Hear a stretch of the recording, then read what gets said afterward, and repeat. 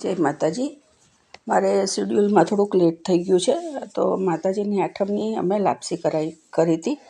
તો તમે બધા શું બનાવો છો? અમારે નિવેદમાં ખાલી લાપસી જ થતી હોય છે.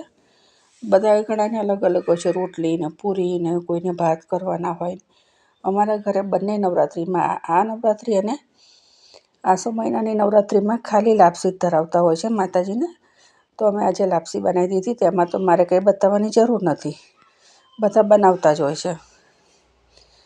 તો જુઓ, લાપસી હમણાં ફટાફટ થઈ જશે. અને આ લાપસીનો ટેસ્ટ કંઈક અલગ જ હોય છે દર વર્ષે.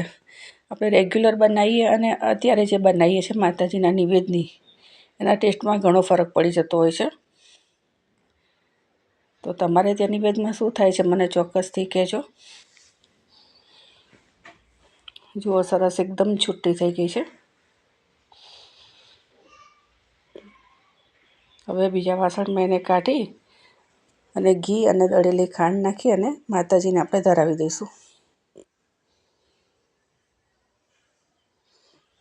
આઠમના દિવસે સાંજે અમારે બનાવવાની હોય છે.